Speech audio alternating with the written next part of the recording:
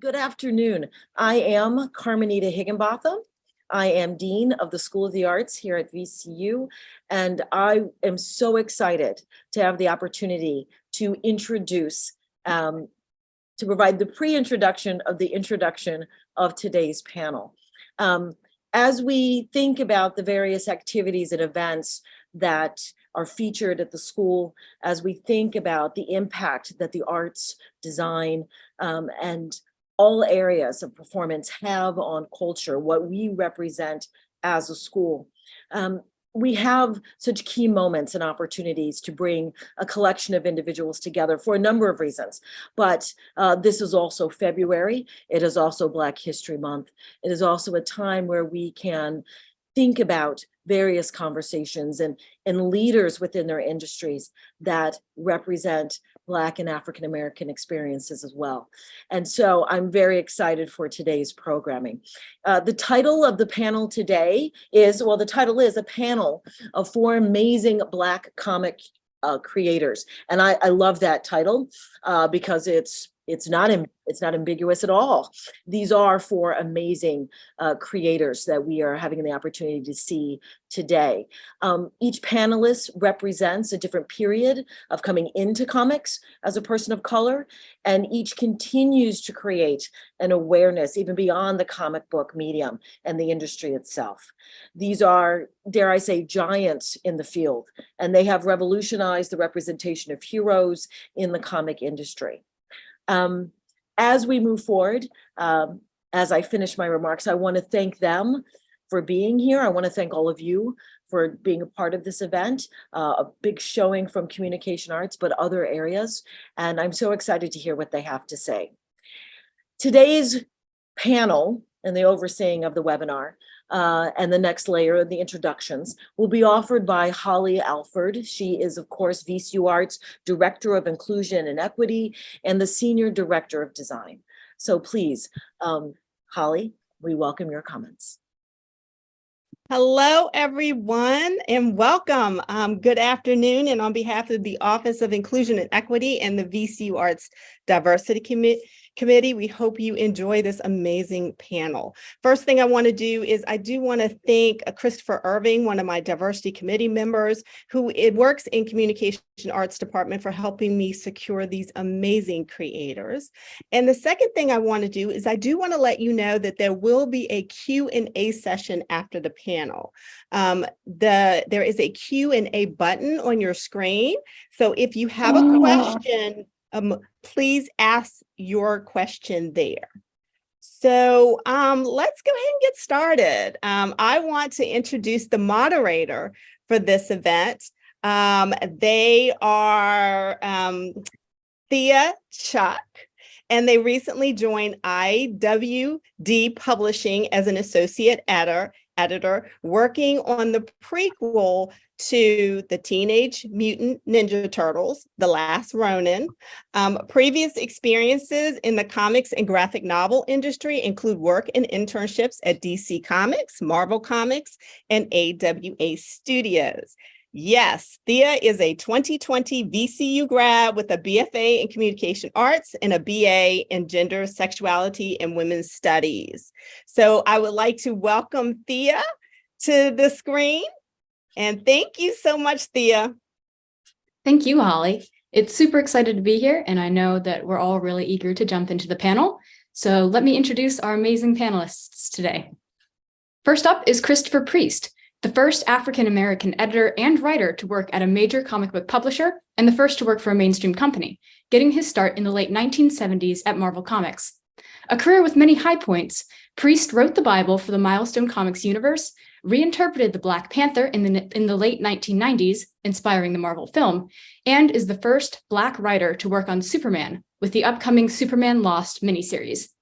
Priest has also worked in music, served as a Baptist pastor in Colorado Springs, and is co-creator of the comic book Zero, currently being produced as a film by Curtis 50 Cent Jackson and Color Farm Media.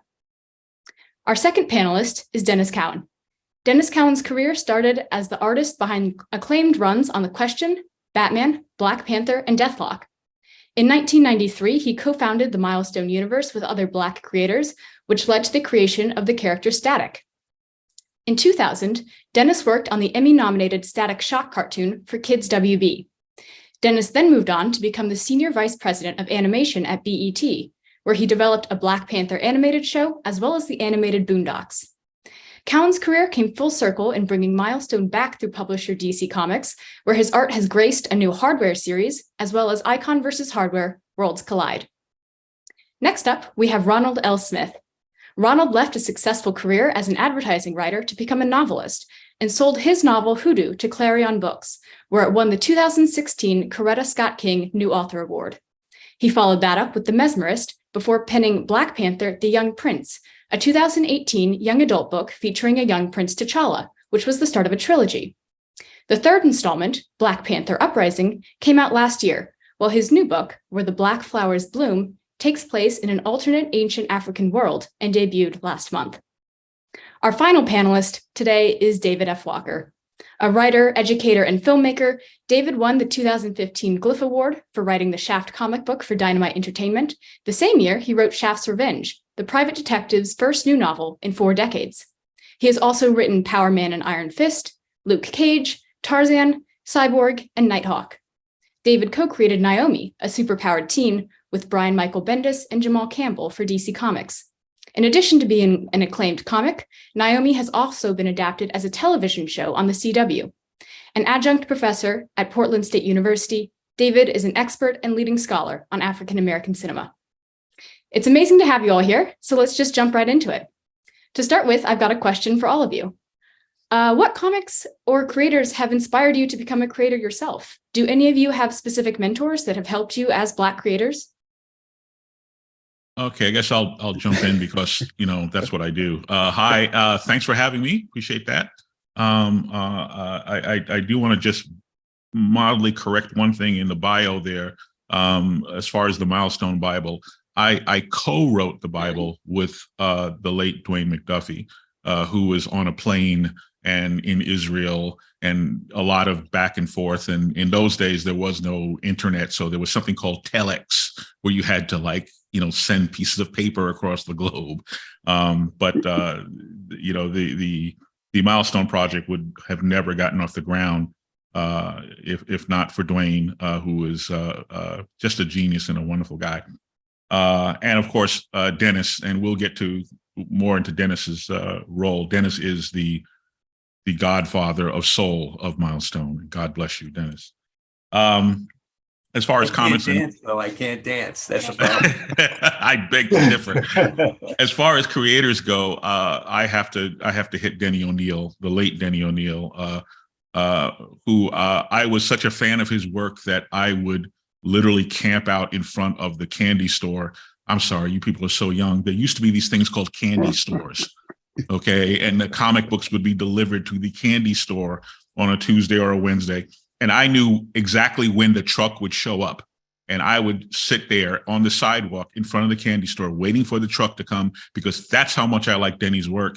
This was 70s or something like that. You skip ahead 15 years or 20 years or so.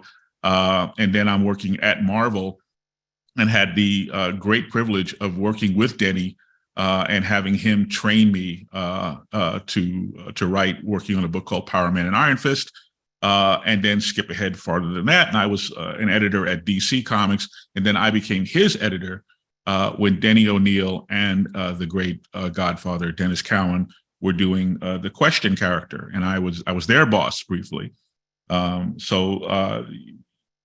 Denny had a very if you want to compare films, to put it in film terms, you have the Green Hornet, which was kind of farcical and silly. It was enjoyable on a certain level, but it was kind of slapstick and silly. And then you had Avengers Endgame, and Denny's writing was more Endgame than Green Hornet. He was more into verisimilitude. He was more about anchoring the fantasy in the real world, so that the larger than life aspects of it would pop and would have some real impact. And that's kind of the tack that all of my writing takes. So anything that I'm writing, from Power Man Iron Fist to the Superman series, is grounded in as much reality as I possibly can. And some people like that, and some people prefer pure escapism, and it's all everybody has to do themselves.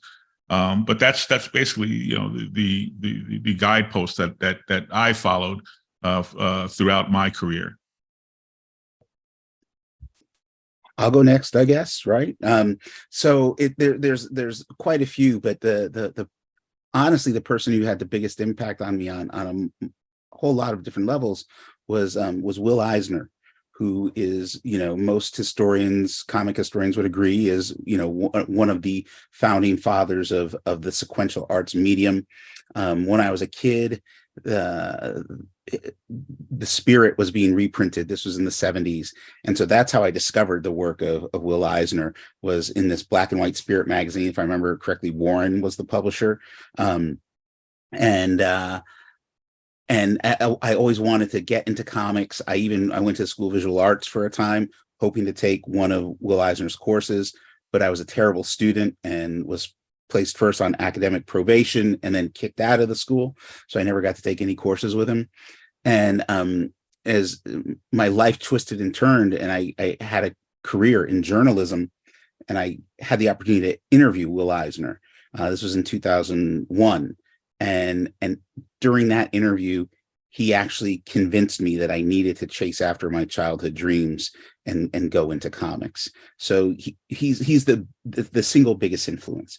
But then, Christopher and Denys and the late Dwayne McDuffie, all of whom I met at various times starting around the mid 90s as a fan, just the gracious way everybody treated me and just this sort of welcoming me into that fold was really kept my interest going. And then Will Eisner was like the one who was like, slapped me around and made me get into comics. So, but honestly, it's every creator that I ever read, or their art that I looked at, or that I talked to. Every single one of them had an impact on me. And the beautiful thing about this medium is that if you play your cards right, you'll get to meet a lot of those people along the way, and the vast majority of them are really great. Even Christopher Priest, and it doesn't matter what other people say about him. He's a lovable teddy bear. Thank you so much. Thank you. That's funny. That's funny. Are you done? Because I can tell Yeah. my story just really quickly. I started in comics when I was like 14 years old. Hey, Denys, you're yes. a little out of frame. I am. Let me lean back. Oh, there you go. There you go. All right, continue. Okay, I started in comics when I was 14, and I went to a school called the High School of Art and Design. And in my class was an inker named Armando Gill. And Armando was working for Rich Buckler at the time. I'm like a sophomore in high school or freshman in high school, whatever. And I ended up hanging out with Armando. He introduced me to Rich. And I ended up working for Rich Buckler at 14 as a background artist.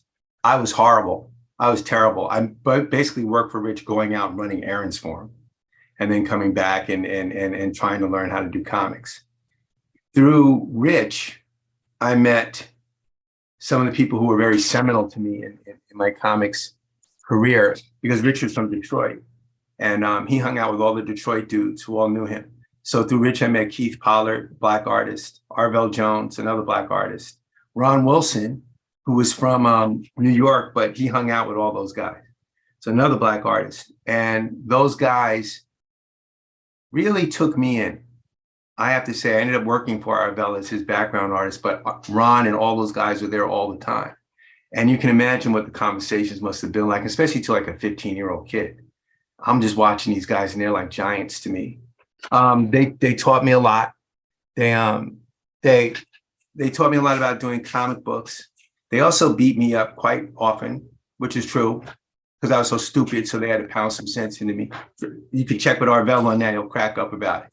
Then, after surviving that torturous thing, I went and worked over at Continuity, and worked with Neil Adams, and learned a lot there too. And that's through Neil I met a whole lot of other people, other Black artists who are very seminal to me. A guy named Ed Davis,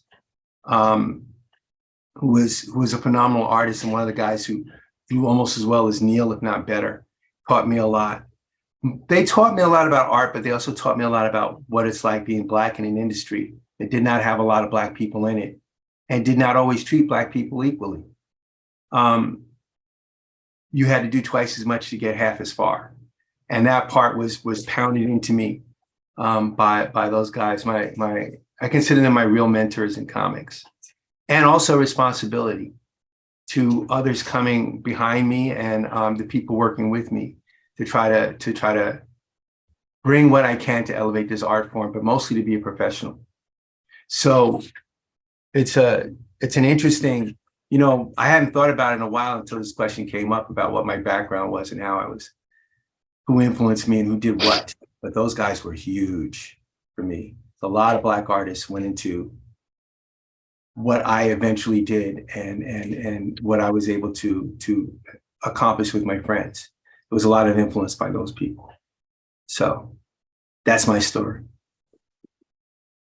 I grew up reading comics, DC and Marvel, and I never thought I'd see the day where I'd actually be writing novels based on these characters. So when I had the opportunity to write for Marvel for the young T'Challa, I mean, it just kind of pretty much blew my mind.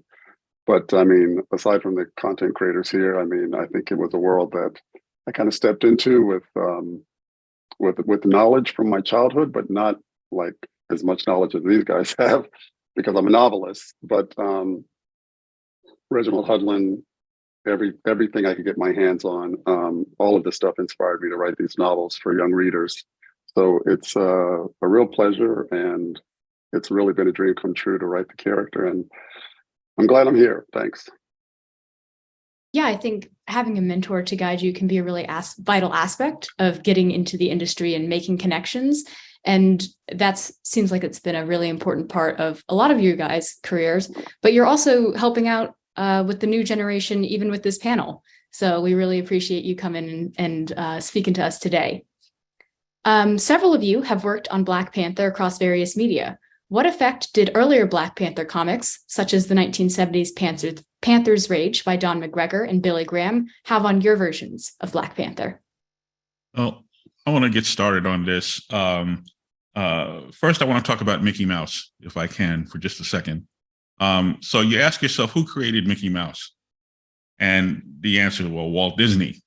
So I would invite you to Google, Walt Disney, Mickey Mouse, and look at the first drawings of Mickey Mouse. And you probably wouldn't recognize him. He doesn't look anything like he does today. Neither does Superman or any number of other characters. The fact is, Mickey Mouse had a lot of daddies.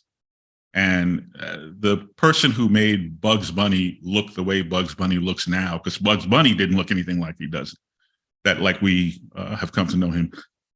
The people who have refined these characters, the Superman that you know now, is largely a creature of John Byrne, Kurt Swan, people who came long after, which doesn't take anything away from the creators. So you have Stan Lee and Jack Kirby who created Black Panther. And it takes nothing away from Stan or Jack to give credit to Don McGregor, who built out the world of Wakanda. Wakanda, as we know it, is a creature of Don McGregor. It is a creature of his work. And when I came along, and when Marvel approached me to reimagine Black Panther, I went back through all of Don's stuff and reread it. And I thought to myself, well, I had a free hand to do whatever I wanted. But I said, why reinvent the wheel? It's all here. He's drawn maps. He's done all this research. He's given all these bios. He's created this entire world and all these tribes, and he's populated this world.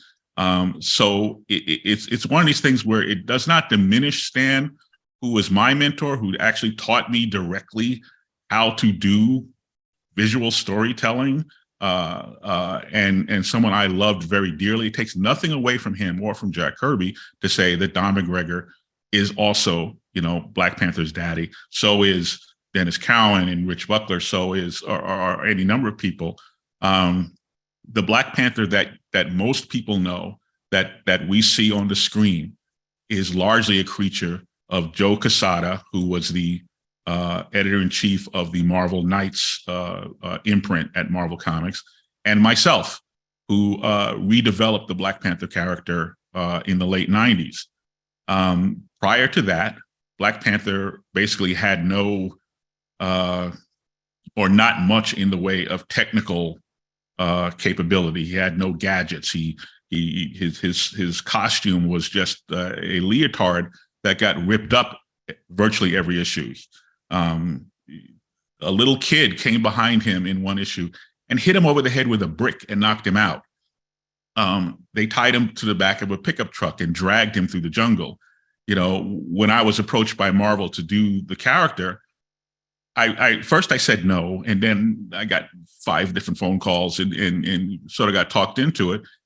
And I was kind of like Robert De Niro in Casino, where the mob comes to him. They come to Robert De Niro, and he's lounging by the pool, and they're trying to talk him into running the casino. And Robert De Niro goes, "Well, okay, look, you know, I'll do it, but I got to do it my way.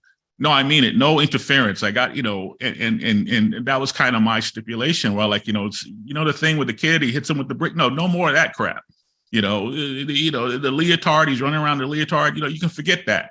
If I'm doing Black Panther, then he's a badass, and he's the guy that's dragging people by the hair. And that was my first issue. I had Black Panther scaling the exterior of a building, carrying a bad guy, dragging a bad guy behind him by his hair, flipping the guy's car into the East River, threatening to carve his heart like a roast. It was a very startling, different take on the character, and we caught a lot of flack from that. Fans hated it. They just hated it. We gave Black Panther this thing called a Kimoyo card, which is, at the time, there was no iPhone back then. Okay, so we gave him this Kimoyo card, which is like the comic book equivalent of an iPhone. It was a communications device, and it had a picture on it, and he could put it in his pocket. And the fans, and they wrote these angry letters. And again, there was no email. I have to stress this. These people, this is how angry they were, that they actually wrote the angry letter, and then they had to lick a stamp and walk it to the mailbox to tell Christopher Priest to go to hell. That's how much they hate him. How dare you give him, an iPhone? And this is stuff that when I tell people this now, when I tell fans this now, they find it ridiculous. They go, "You're lying. You're making that up." And I'm going, no. I was going to get run out of town on a rail because the purists, the Black Panther purists, kept insisting that Black Panther be Tarzan. Okay, but when you go back to the Fantastic Four, he was never Tarzan. Priest. Never, yeah. You go back to Stan, and that first issue, that first appearance, he was a king. He whooped the Fantastic Four's ass. He beat up the Fantastic Four. He beat the Fantastic Four's ass by himself for fun, and then laughed at it. Look at it again. And he laughed. He kicked her behind it and laughed. But that was my Black Panther. That was my Black Panther. And I said, that's the guy that I'm going to go back to my mentor. I'm going to go back to Stan. So forget Priest. That was me sort of going back to the basics there. But long story short, and I'm done, it's just that Black Panther had a lot of daddies, and everybody should get, be acknowledged for that, and for their contribution to such a great idea and a great legacy. Yeah, I remember when I did the Black Panther, Jim Shooter was, I think I just finished Power Man, Iron Fist, or whatever, and they were trying to find something else for me to do after Dr. Zero, whatever I was doing. And Jim Shooter asked me to do the Black Panther as a miniseries. So Peter Gillis, white writer, and I got together and said, "Okay, yeah, we'll do it." And my Black Panther was always Jack Kirby's Black Panther from that first issue. I read all Don McGregor stuff. I loved all of Don's stuff. Don, Rich Buckler, Klaus Janson, Billy Graham and Klaus Janson. That was my stuff. I loved it. But artistically, it was always Jack Kirby's Black Panther for me. So Peter Gillis and I decide, okay, this is going to take place in Africa. His next door neighbor, South Africa, is dealing with apartheid.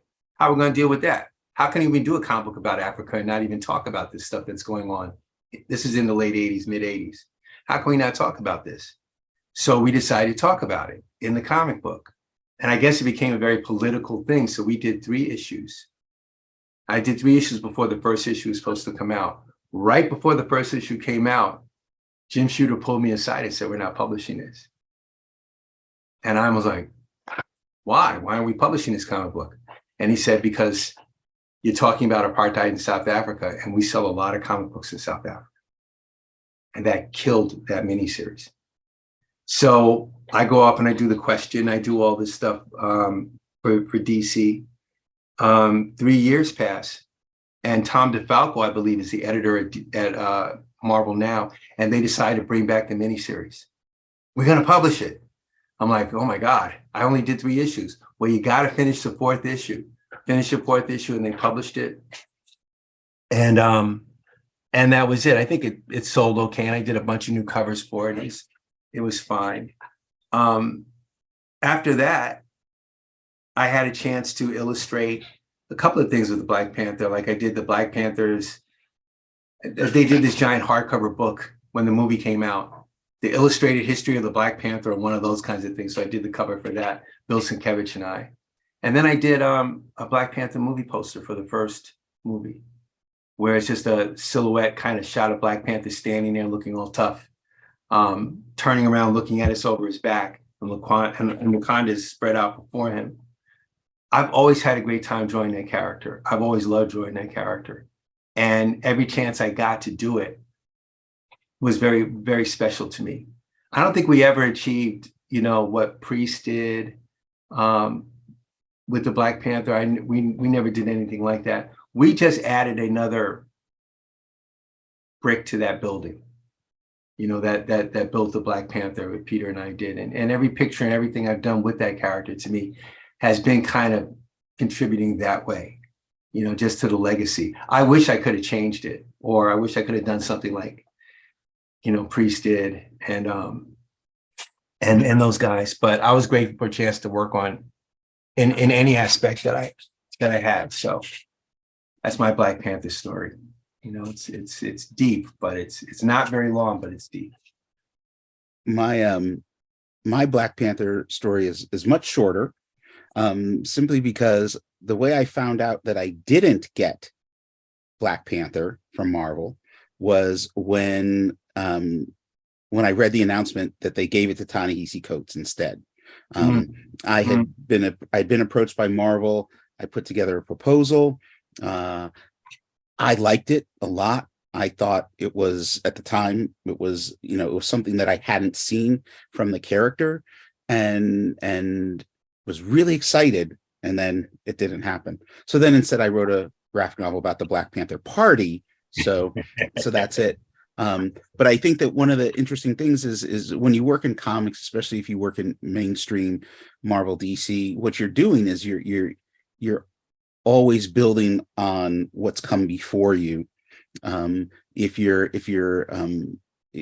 have any sense as a creator, you're studying everything that everybody else did, and you're going, what would be kind of interesting? Oh, I love what Priest did over here, and this thing McGregor did over here, and oh man, these pages that Billy Graham drew, I just love this aesthetic, this dynamic, and in a lot of ways, I talk about comics, mainstream comics. It's almost like doing a cover song, right, by your favorite band.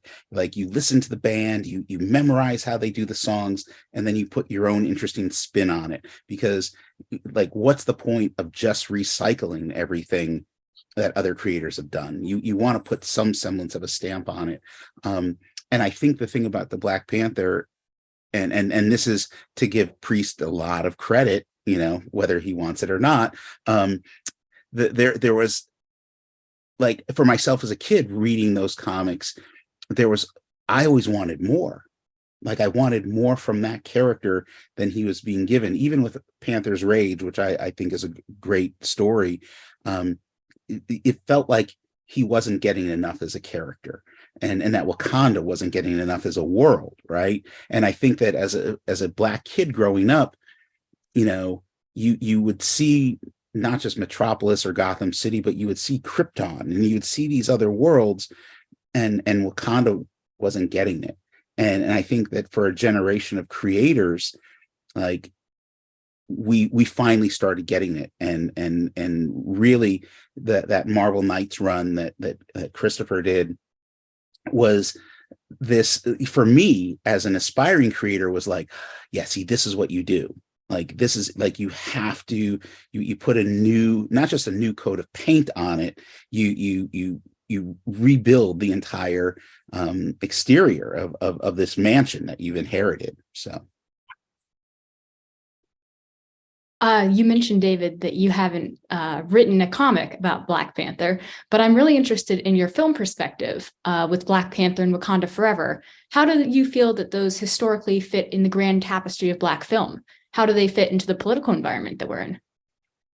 Well, you know, I've been thinking about this one a lot. I was thinking about it even more after I saw Wakanda Forever, and what's interesting about that film, both of those films, is and it's not just Coogler. It's the team that he assembled and the team that Marvel assembled around him. But what we're seeing now is this generation of creatives who grew up wanting to see more, just like I was talking about, right? But there hadn't been enough creators in power, in positions of power, to actually do something in the world of film. And also the technology of film wasn't quite there. And when I look at Black Panther, I feel like that film, we're still like 5 to 10 years away from a book being written about really what that movie meant.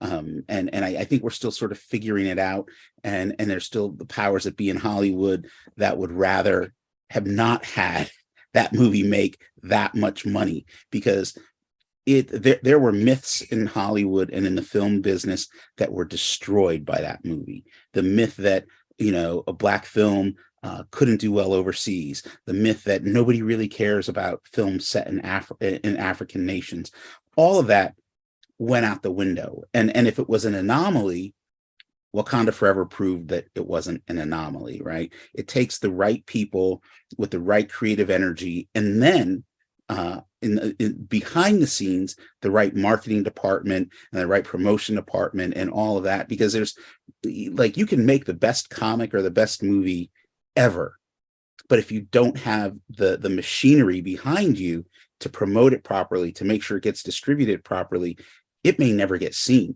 And my hat is off to Ryan Coogler. I mean, in my book, he's a kid, right? He's, 30 something years old. But I also, I know what he, to a large extent, what he experienced growing up, because it's what I experienced growing up. And I know it's what a lot of other Black kids and kids of color and marginalized kids grow up wanting to see more, right? And he proved it with Creed. When I saw Creed, and I was like, okay, he was watching the Rocky movies the same way I was watching the Rocky movies, and he wanted to see the same sort of stories. And, I think that we're going to look back on that film and his career and everybody involved in it and really start to see, but we're still pretty close to it, right? We're still, the history of film, the history of comics, the history of pop music, it shifts and changes as people's perspective changes and as more things come along, right? When we talk about, anyway, I could go on about the history of things and how history changes and we become more reflective. But I have a book coming out next year on the history of the Black image in motion pictures. And when I got to the section on the Black Panther, movie, I realized that I could be writing an entire book just on that film, and maybe someday I will. That'd be very cool to read. Speaking of more recent Black Panther media, I wanted to ask you, Ron. You left a successful career in advertising to become a novelist. I wanted to know what inspired you to make that change. And since your books have come out in the wake of the Black Panther movies, has that affected your writing at all? Wow. Well, I enjoyed advertising for several years because I was able to use my writing skills to make a living, right? Writing commercials and going to LA to shoot commercials. So it was a fun for a long, long time. But there's that cliche that every advertising writer has a screenplay on their desk. For me, it was a novel in the desk. So I was always writing stories. Even when I worked in advertising, I would go to the cafe in Chicago at like 6 a.m. and work for 3 hours and then put on the Don Draper hat and go to the advertising office. But I was always working on stuff. And advertising was fun for a long, long time. But then I really realized like I wasn't putting anything great into the world at all or anything of real interest. I'm selling cheeseburgers and airlines and cars. And I was like, I've got to get out of here. So fortunately, with a third or fourth novel, the novels that'll never see the light of day, you work on your craft and you finally get to a place where you can garner some interest. And fortunately, I did with my first book, Hoodoo, which ultimately led to getting a call from Marvel to do the Black Panther books. But it's been a great experience. The first novel, The Young Prince, came out around the same time as the film. I wanted more details on the film, but they wouldn't tell me anything, of course. And the books are kind of a separate universe. They're kind of the multiverse, right? So it's kind of taking place in a whole different world. But it's been a blast to work with Marvel because, for the longest time, I really felt like, well, first I want to go back to what Priest was saying earlier. There's been so much work done to get the Black Panther to where he is today in Wakanda. It's fully realized. So for me, it was like really fortunate for me to step into this world that's been so fully realized already. Wakanda, the outfits, the uniforms, the gadgets, it's all there. So what can I bring to it that's going to help people get engaged? How will it be different? So in that first novel, the first thing I wanted to do was to get the young T'Challa out of Wakanda because he's a kid of privilege, right? He's grown up with privilege his whole life. So what is it like for him when that privilege is kind of stripped away? So the idea was to somehow get him out of Wakanda. So I put him in the south side of Chicago at a middle school there under an assumed identity. So it was interesting to see how he reacts to not having that power around him. But it's been a great experience writing all three books. How things have changed, really, I don't know. As long as I get to continue to write books, I'll be happy. But yeah, the whole experience has been fantastic. Working with the editors and the folks at Marvel, who are just have a storehouse of knowledge. Sometimes I would write something and they would say, "Well, you can't say that because in issue number, whatever, this happens." I'm like, oh, "Okay," There's just so much information and history there that I had a really great way to check and learn and try to do the best job that I could do writing such an iconic character. So it's been a blast. Absolutely. You mentioned some like continuity restrictions, but Denys and Christopher, you mentioned some like creative restrictions. Sometimes stories that are important to tell make people uncomfortable. When telling stories like that, have you needed to manage publishers' anxieties? How has the creation of a publisher like Milestone allowed for more freedom compared to those creatively compromised environments? And do you have any guiding principles that you use to decide what to pursue and how? Wow. Yeah. You want to go first?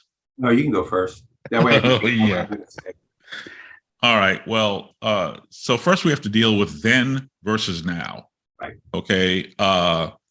Then I created a character called Everett K. Ross. And Everett Ross is the government handler from Black Panther's handler from the State Department, who is now being played by Martin Freeman in the film franchise. And my Everett K. Ross was based on Matthew Perry's character from Friends. He was based on Chandler Bing. So he had this speech pattern that was very Chandler-like. And the whole point of my, at least the early issues of my Black Panther, were to manage reader expectations in the fact that it's been traditionally difficult to sell a Black character to a white audience. So Everett Ross, the Martin Freeman character, existed to give voice to the objections and the things that would prevent a white comic book fan from buying Black Panther. Oh, he doesn't have any powers. Oh, he's just going to do this. Oh, the assumptions, the stereotypes, and so forth. So there's things like Black Panther. He picks Black Panther up at the airport in his Mazda Miata because he figures it's just Panther and his overnight case. He doesn't realize this guy's a king. He shows up with a retinue. He shows up with this whole squad of people. And then Black Panther, being a noble person, he doesn't want to offend, Ross. So he insists that the whole group ride with Ross in his Miata. So they all pile in, the Dora Milaje, everybody piles in, and they're all sitting all over the car, and then and then Ross thinks that, well, he's just going to come to New York for a couple of days. He'll speak at the UN. He'll hang out at the Waldorf Astoria. He'll order up some ribs. That'll be that. He has all these like kind of racist, stereotypical, and he gives voice to all that stuff. Instead, Black Panther wants to go to Red Hook, Brooklyn. And that's culture shock to Ross. He doesn't know how to function in Red Hook, Brooklyn. So he gets to Red Hook, and he's saying, I was told that in the ghetto that you'd see like a lot of people, that there would be singing, people gathered around garbage cans, singing in perfect 5-part harmony, and he goes, I was lied to, and it's scarborously funny, sort of, and what it does is it lets the air out of the room. It just like, it addresses those stereotypical things, the barriers, and started breaking down barriers. And then a lot of fans would go, yes, they like the Black Panther, but Ross was kind of stealing the show. And they went, you got to check out this Ross character. He's hilarious. And that kind of really started opening the doors for fans to come aboard. Okay, now it's 2023, and that character can no longer speak like that.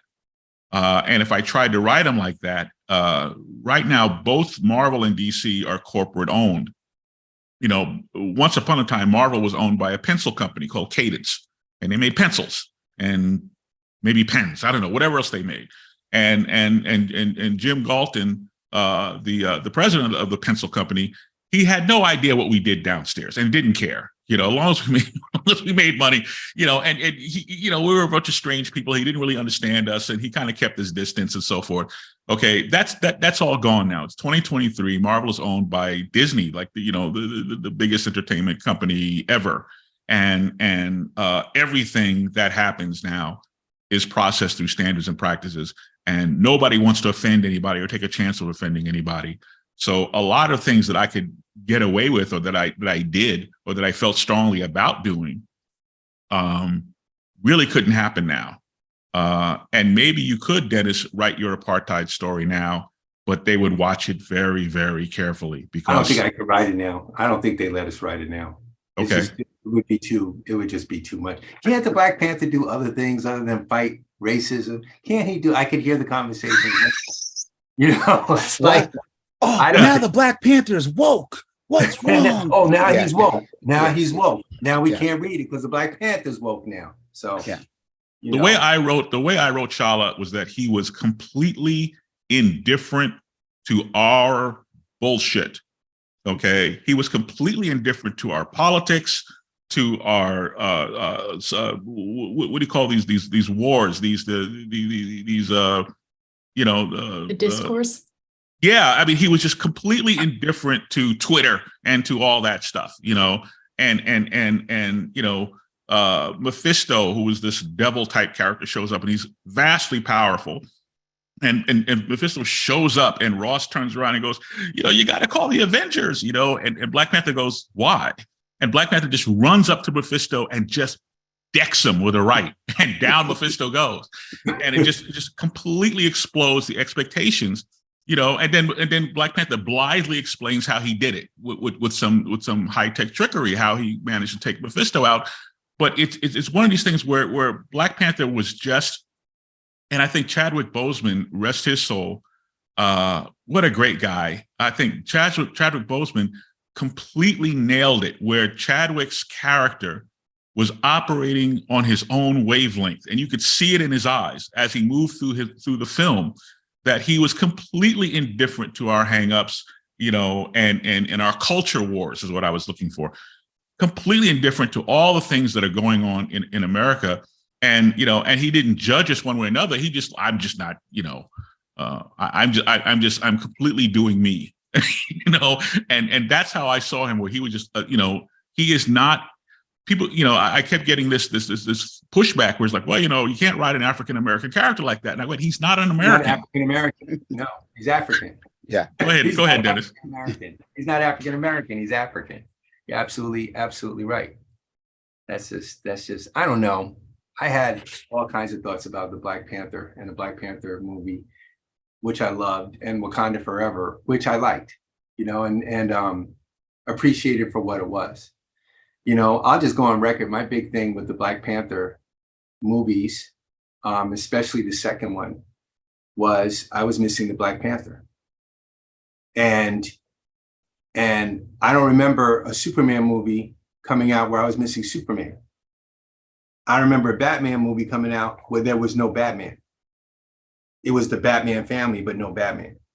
Or the people around him were talking about Batman being gone. It was just strange to me. I was like, well, he's a fictional character. We love Chadwick Boseman. He was awesome. Let's see the new Black Panther, because we deserve our superheroes continuing too, uninterrupted with no problem. It's all good. We're just going to keep going. So that was my major thing. Loved Namor, loved all that stuff, but it was just like, painful for me. It felt like the heart of that movie was just gone. And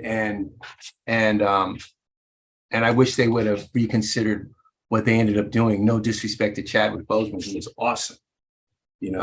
Christopher Reeve was a great Superman. Henry Cavill's a great Superman. There's other people. So that was my major thing with that. That's really all I have to say about the Black Panther movie. The thing that Milestone did when we formed Milestone, and Christopher Priest was there from the very beginning of Milestone, and not a lot is talked about that, but he was there. Dwayne, myself, Christopher Priest, Derek Dingle, and Michael Davis, we were all there at the beginning forming Milestone. Anything that you see in Milestone now is a direct result of all those conversations and all the stuff that Priest and Dwayne did. It was like being caught between two geniuses, forming that company and working with those guys. But what Milestone did was it gave us a platform outside of Marvel or DC, even though we worked with those companies, to do the kind of stories that we wanted to do, knowing that these are the kind of stories that you're going to get out of this particular company. Why else form it? Why else do it unless we're going to do these kinds of things? So it took us out of the Black Panther world and out of all that stuff, enabled us to have a platform to create our own world, to do our own stories in the way that we wanted to do them. For good or bad, better or worse, just throw it out there and see. I've also been one of those people who never really thought about the audience that way. Never thought. I was learned a long time ago not to think about it that way, because you can't please your audience. What you can do is please yourself and do the kind of stories that you'd want to see and that you really want to tell, that you want to do, that would get you excited. They don't all work like that, but that's what you really want. If you can do that, then you might have success in what you're trying to do. Trying to cater to other people is very, very, very difficult. So with Milestone, it gave us that platform and opportunity to tell those kinds of stories. Just straight out, unabashed, no corporate stuff on them, no nothing. Just let's just see what happens. Let me jump in right quick about Milestone. I don't mean to dominate the conversation here, but just real quick, is that number That's one? Because I'm going to jump back in on you. So go ahead. Okay. Number one, Denys he is the godfather of Milestone. He's the guy that made the phone calls. Okay. So he's the guy that gathered all the X-Men together. He's Professor X. He's the one that sort of organized the whole thing. We had our first meeting in Michael Davis's kitchen. I didn't know what to think. I thought, you're crazy, right? But no, he wasn't crazy, and so forth. Number two is that in terms of the difficulties that we face in trying to tell these kinds of stories, Milestone at DC, and this is DC of the 90s, of course. But it was kind of like trying to explain Jay-Z to, a Britney Spears fan. It was just kind of, this sort of cultural disconnect.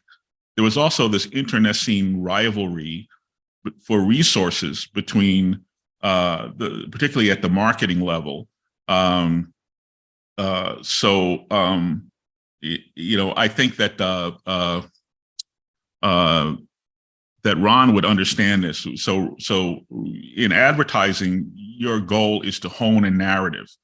Okay, yes, you want to sell this car, but in order to sell this car, you have to hone the narrative, tell the story of the car. And then you want to give your people an action item, obey your thirst, just do it, Call to action. Now, if you don't understand the car, if it was a rickshaw and you don't understand how the rickshaw works, you're not in the best position to be the person to write that copy or to understand that. So there was a stressful time, particularly in the early days at DC, and Denys is being more polite about it than I have to be.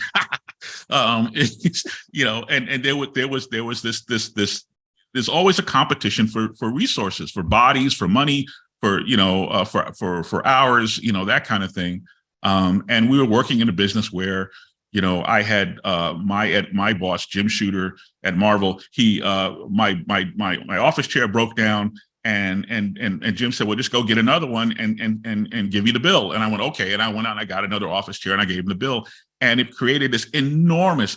For months, no one would speak to me. Why? Because I had a new fancy office chair. Ooh, you haven't. I was gonna offer you the Spider-Man job, but since you have that office chair.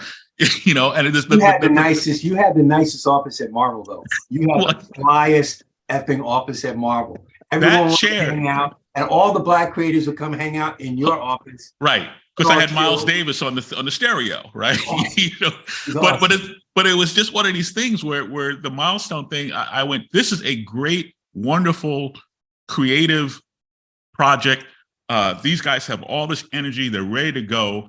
And you should stop kicking them in the shins every chance you get because you don't understand the product, and you should let them steer creatively and steer the marketing. And the marketing guys, they just didn't want to give up the throttle. No, they didn't think any black characters or black concepts and none of that stuff would sell. They were basically doing it because Jeanette wanted it and Paul Levitz wanted it, and we wanted it. So they were kind of looped into doing it. But we literally heard terms during big office meetings. Priest was there and Dwayne was there. Yeah, I'm sorry. I got to interrupt you. I'm interrupting you, interrupting me. Okay, let me start again. Okay, this thing here. Okay, Denys, our goal was not to just create great comics and put them through Diamond into the system and sell them through channel. At all. Our goal was to create an entirely new artery to deliver this product. Yes. That's the part where they failed. Yeah. And I don't know that they failed. I think they just didn't want to execute it. They didn't want to do it. Well, we heard terms like black is death. Yeah. We literally heard terms like black is what? They didn't even couch it. They didn't even straight up. They didn't even filter it. They just looked at it, looked at me, and looked at Dwayne, and looked at Derek, and just smugly said, "Well, black is death. Why should we even try some of these comics?" And I'm like, "Why the fuck are we even in this meeting? This is like really insane." We pressed on anyway, and because their point of reference was Black Lightning. Now you young people. Black Lightning from the TV show, and it's hip, it's up to date, it's it's contemporary. Okay, Black Lightning that Denys and I remember is from the 1970s, and in that particular, and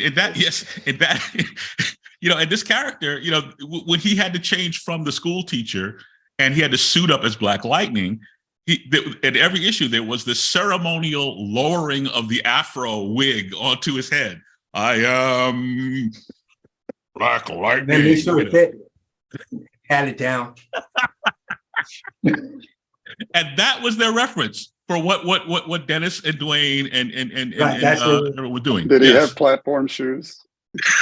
Might as well have, but he had that shirt that was open all the way. That was like Yeah. Luke Cage had that shirt and Yeah, Black yeah. Light. Yeah. Yes. Well, and you know, Yeah. part of what we're talking about, and you know, Milestone has a significance that, I mean, that was lightning in a bottle, right? Black lightning in a bottle. Yeah, black lightning in a There you bottle. Because every couple months, someone will reach out to me and be like, you know, we should start the next Milestone. And I'm like, well, first off, there's already a Milestone, so I don't really have interest in reinventing that wheel. And it's going strong, but what Milestone represented to me, as you know, as an aspiring comic creator back in the 90s, was it symbolized people who had similar backgrounds to me, looked similar to me, taking control of a narrative that we seldom had control over, right? When I was a kid growing up, I loved Luke Cage, but I also recognized that Luke Cage was unlike any Black person I had ever met before in my life. And I suspected that there were no Black people involved in making Luke Cage, right? He didn't talk like other Black people. He didn't act like other Black people. And I remember having a conversation years ago with Dwayne about this, with Dwayne McDuffie. When I was a kid, to me, the character I related to the most as a person of color was Ben Grimm, was the Thing from Fantastic Four. Yancey Street. To this day, I still say the Thing is the blackest character in comics, because he was a person who the outside world saw as a monster. And no matter how hard he tried to prove that he was a real man, they treated him like something less than a man. And what Milestone did was take that idea of, you know, again, like what Denys was saying, the people saying Black is death, right? Well, Denys knew Black wasn't death, and Christopher knew it, and Dwayne knew it, and Michael knew it, and Derek knew it, but it's so rare that any of us ever got into positions of power, whether it was creative power or business power, to go, I think you're wrong. I'm going to prove you're wrong. And you know, when we talk about the Black Panther movie 2018, a huge part of that conversation about that has to go back to Milestone, because the formation of Milestone was, you know, and there were other indie comic creators doing things, you know, Black indie creators, but not at that level, not at the level where you had a major publisher, you know, maybe not walking hand in hand with you, but at least opening doors that before could never be open. And so I always say, you know, okay, yeah, there's no reason for any of us to try to make the next Milestone. What we all should be doing, though, is looking at what Milestone went through, what they did, how they did it, and then putting our own spin on whatever it might be. And honestly, I don't know where we would be without that example being set, because otherwise we'd still be seeing the Black Lightning type character seriously being presented with the Afro wig helmet. That like that's a real thing. And as a kid, I remember seeing that going, you know, we all had those moments where we were like, who thought this up? You know, and it's now, if we see something like that, usually, hopefully, it's in a parody context. It's in satire. It's someone like one of us or someone younger going, man, that was ridiculous. I need to poke fun at that, and not necessarily in a malicious way, because again, this is no offense to anybody else that's ever written Luke Cage. I've written Luke Cage, but Joe Duffy was, you know, a white woman, was the best writer of that character ever in the history of comics. I've only met her once briefly, but I always, as a kid growing up, I was like, I'm having more fun. You know, when you're a hardcore comics fan as a kid, you start paying attention to names, right? That's how most of us end up breaking, like, who is this person? And, you know, Joe Duffy, that I didn't even know if Joe Duffy was a man or woman. And then started getting credit as Mary Jo Duffy, and that freaked me out even more. That let me know, wait a sec, if they let women write, this is the thinking 10-year-old me has, they let women write comics, there might be a place for me, right? Then I meet Ron Wilson for the first time. I'm like 14, first Black creator I meet, and suddenly, because we again, the internet didn't exist, and we didn't know what any creators looked like. We didn't necessarily know who was white or who was Black. And when you're a Black kid growing up, you kind of need to know these things. You kind of need to know that there is a place for you in both sides of it, either behind the scenes creating it, or actually on the page or on the screen. And I Dennis, you were talking about Ron Wilson, man. When I met Ron Wilson, again, I was about 14 or 15. And, at this point I knew people made comics. I didn't know the stuff magically appeared on the page. I didn't think it was magic, but I never met a Black person who made comics before. Right. I know. And he was the nicest guy. I just saw him last year. We met him around the same age. Yeah. When I was 14, 15, that's when I met Ron. Yeah. And to me, he was the best artist.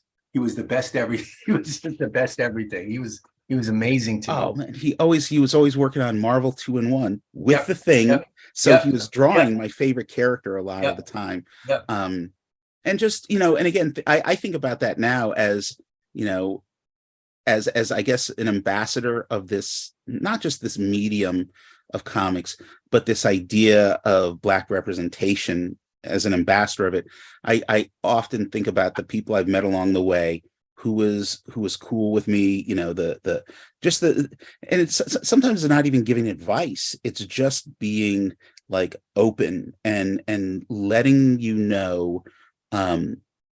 there's a place for you here. Like that was the first time I knew there was a place for me. Yeah, me too. Yeah, I think this is a great conversation.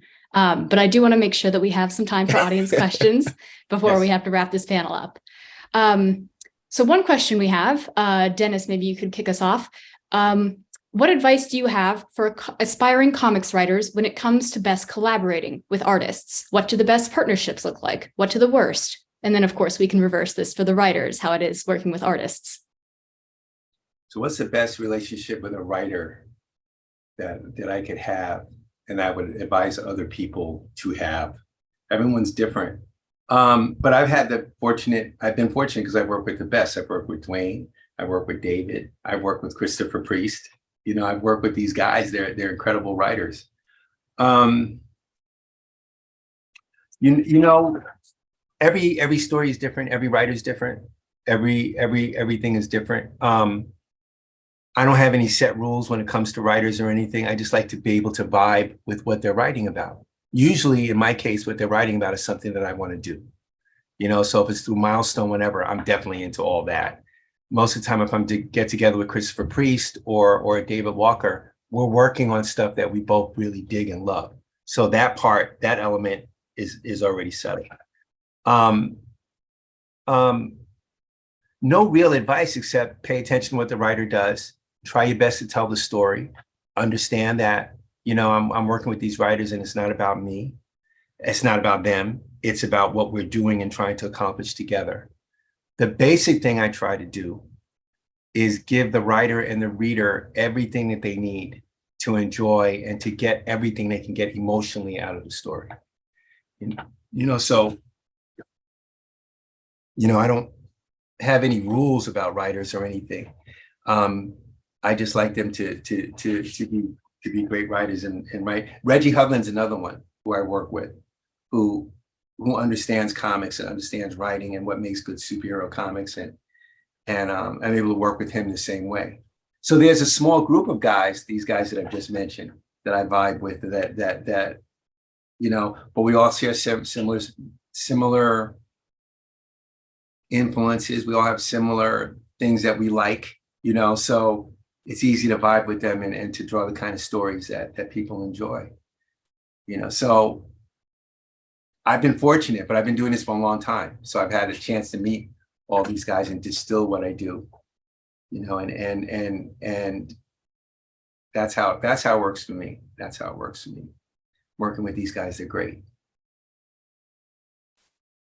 I think for me, one of the key things, and this is sort of the reverse of it, but the advice I'd give to artists and writers both, first off, is respect each other, learn how to communicate, make sure you're on the same page as to what the project is and the goals are. But if you're just getting started, and this is what I tell my students all the time, keep it short and keep it simple, right? 4 to 8 page story, right? Like every aspiring creator has that like 5,000 page epic that they want to do, right? But if you can't get 8 pages done, you ain't never going to get 1,000 pages done, right? There's a process of creation, and that process is not complete until you finished the project. The bigger the project, the more epic the project, the more complicated the project is, the more likely it is to not get completed, simply because this is where your skill set is at, and this is where your ambition is. And in between these two spaces is where most people quit and give up, right? And so you keep it short, you keep it respectful, but you keep it true and honest to who you are. And some of the best comics I've read are only 4 panels. Charles Schulz is one of the greatest comic creators of all time. 4 panels. You should be able to tell a great story in 4 panels. And then from there you build and you grow. And you in a lot of ways, collaboration between writers and artists is a lot like dating, right? Some dates end and you never want to see that person again. And when the bill comes, you're neither of you wants to reach for the check, and then there's other times where the date ends and you're like, yeah, I want to make a baby with this person, and so it's a lot of it is about understanding that what you're trying to do is bigger than you are. Right, you are trying to bring to life whether it's a grounded in reality story or something larger than life.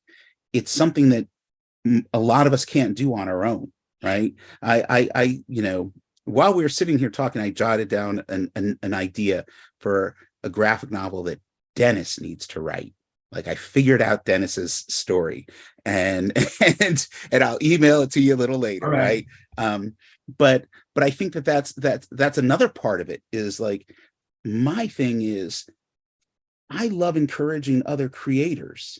I listen to them talk, I hear ideas, and I think, oh man, I would love to be able to see, I'd love to see what Denys writes. I love his storytelling visually. And he tells great stories when you sit down and talk to him, right? It's like, what would that translate if he took over the helm of actually writing a book? Maybe he writes a story that he doesn't draw. Maybe that's the next phase. And I'm always thinking about what's my next phase, but what's the next phase of all the people that I'm surrounded by? Because I'm always encouraged by, a leap of faith is usually accompanied with overwhelming fear and anxiety, right? Because we're going someplace we haven't been before. We're not sure if it's going to work out. But why, spend too much time playing it safe? Life is short. Yeah, absolutely. Speaking of the leap of faith, for the next question, Ronald, you became a novelist after your career, and we have a question. What kind of spaces should I look for to become a working or full-time novelist? What type of places? I sent that question in. Yes, it's in the Q&A. Save me, Ron. Save me. Yeah. What type of spaces? What kind of spaces should we be working in? Whatever lets out that inner muse. For the longest time before the pandemic, I live in Maryland now. I used to live in Chicago, and I would just constantly write in coffee shops. I needed that buzz and the hiss of the espresso machines and everything else. And I'd work outside of cafes, on the bus, wherever, on the train. But since the pandemic, I found this office is where it happens now. It's like it's a little bit more, I've got more stuff in here that I can just kind of within hand's reach. But it's really, wherever you're comfortable, But just very quickly, I want to add on to what these guys were saying earlier about partnerships. I think it has to do also with understanding the genre that you're working in and what has been done and the history of what's been done and where things have been, because you want fresh ideas. So it's really all about knowing your medium well, knowing your genre well. And if possible, share your work, finish your work, number one. Like David was saying, short is good sometimes. Finish your work. If you can't finish it, you're not going to really edit it. Write the end and then go back and start revisions. But I also think knowing the history of the medium in which you're working is probably a bit of advice I would give, no matter what the project is, to really know the history of it, where it came from, where it's going, like these great creators here. Absolutely. And then as far as the connections that you've made working as a novelist, do you have an agent? Do you go out on Twitter and find people there? How did you make that happen? Well, today it's easier than ever to explore these things. Like everyone has been saying, before there was, the world is much more accessible with the internet, So, I mean, there are literary agents, there are many paths, right? There's self-publishing, there's going the traditional route, which is getting a literary agent. But there are all kinds of resources online, agentquery.com to look for literary agents, lots of professionals hang out on Twitter and Instagram. Just really get out there, start asking questions on social media. There's Publishers Marketplace, which talks about deals and agents and who sold what and who sold, who's buying what. So just really immerse yourself in that world, get to know that world of publishing, writing, comics, graphics as best as you can. And I mean, that's what I did. I didn't know anything. I just knew advertising stuff. And I just started looking into publishing and tried to learn as much as I could. And the resources are out there. You just have to be determined and know how to find them. So they're there. And this is crucial because I get this question all the time too. You just got to make stuff, right? Like you got to make stuff and you got to put it out there, and no one wants to hear this. You're probably going to have to start off doing it on your own, because Marvel or DC or Scholastic Books or HarperCollins, they seldom take anybody who just has a great idea, right? They take people who have great ideas, have great ideas, but have already made something, have already proven that they can hit their deadlines and they have something to show. So going back to my, make that 8-page short mini comic, you're going to get more work out of an 8-page comic that you've completed, that you've collaborated with 2 or 3 other people to make. You're going to get more work out of that than the best pitch you ever had that you could put together. Because what people want to see is that you can finish it and that you can make it.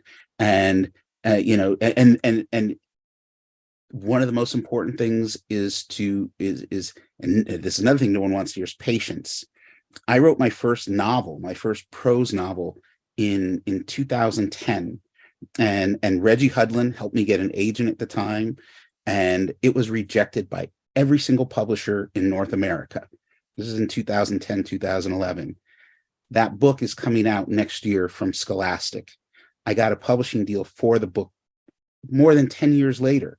My new agent was like, hey, do you got anything laying around that someone might be interested in? And I was like, I got this book that I wrote that nobody wanted. And I didn't want to show it to him. And he was like, it won't hurt to show it to anybody. You wrote it for a reason. And I was like, still feeling the pain of rejection from, 10 years earlier. And now Scholastic's putting it out. But I wrote that book, no money. I wrote it for free in my free time. And I wrote it because I had a story I wanted to tell. And I don't care what publisher, producer, whoever you go to, if you have a story you want to tell, but you're waiting for someone to give you money to tell it, forget about it. You've been waiting a long time. Yeah, forever. And that's I'm old enough to remember when hip hop was young, and all of my heroes of hip hop, none of them were waiting around for people to give them money to cut that record.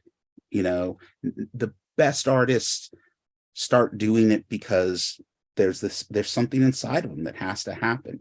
And I guarantee you, if you start putting stuff out there through social media, through various internet resources, you're going to get noticed.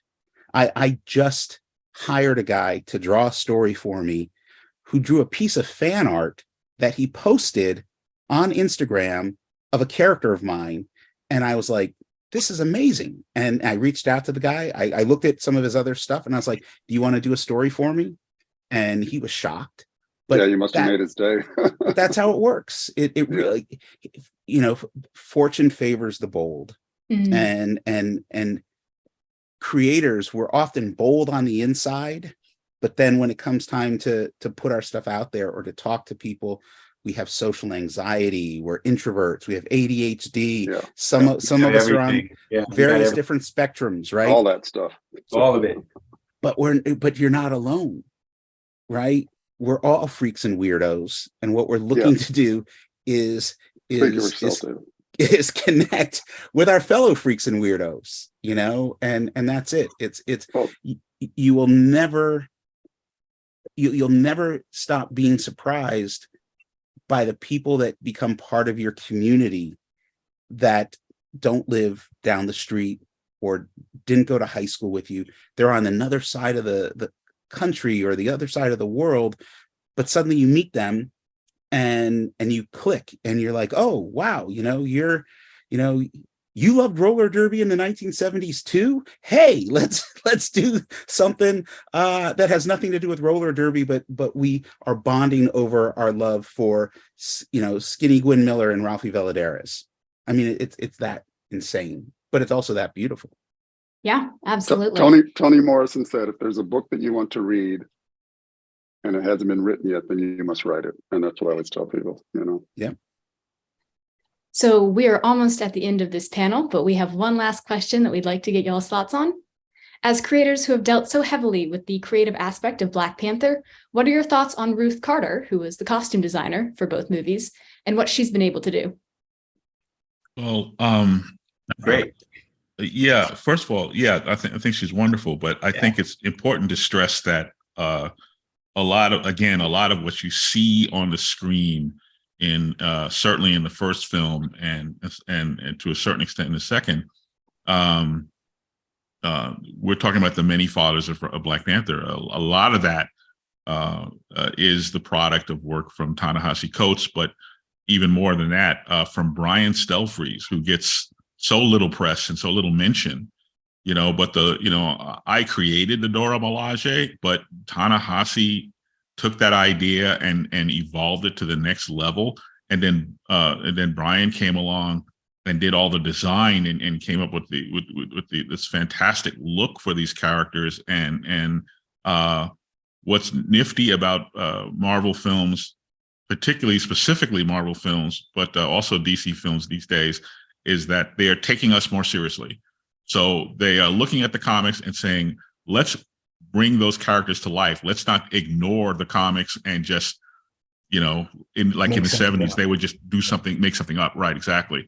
So I appreciate the work that the costume designers and that the set designers and everyone who has brought these wonderful films to life. But they are drawing a lot of their inspiration from the source material. And a lot of what you're seeing, an awful lot of what you're seeing, is Brian Stelfreeze. It's true. Yeah, I think when I think of Ruth Carter, the thing that I always think of is like Ruth Carter has had a career for 40-something years. And if you paid attention to the film, with the credits and movies, you'd know that she's been doing stuff long before she did Black Panther, right?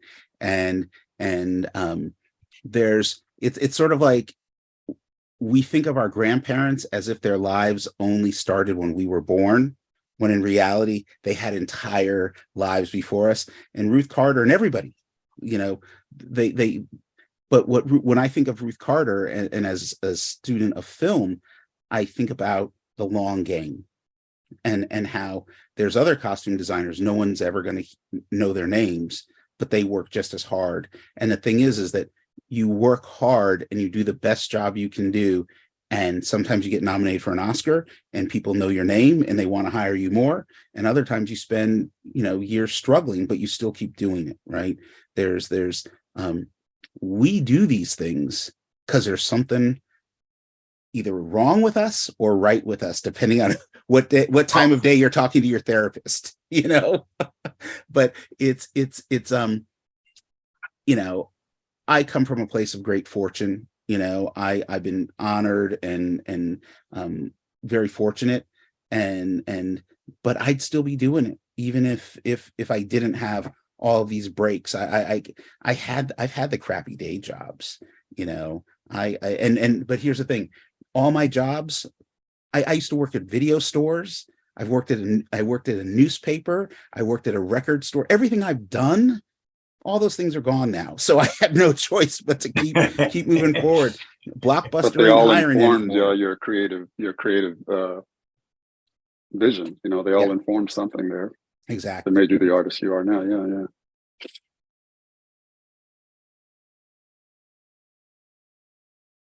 Thea, did we lose you? No, we're here. Oh, I okay. was just checking the time because I Oh, okay. think we're perfectly at time. 10:30. So yeah, thank you so much for all being here. This has been a really excellent panel, and I'm so excited to be able to moderate you guys for this one. Well, thank you. You've been excellent. Thank you so much. This was Thank you. awesome. Thank A you. lot of fun. Yes, It's been thank you good. for having Thanks so us. much for having us. Thanks for the great questions, and to the audience, and to you, Thea, and VCU. I love hanging out Real with nice these time. great writers. That's great. I realize I'm the only artist here. I'm like, oh my God. Can you hear me? Can you all hear me? Yeah. Yes. Okay, but you can't see me, right? Yes, No, we can see you. you. Oh, you can see me. Oh, Yes. okay. We see what you're doing right now. We're looking right at you. Okay, awesome.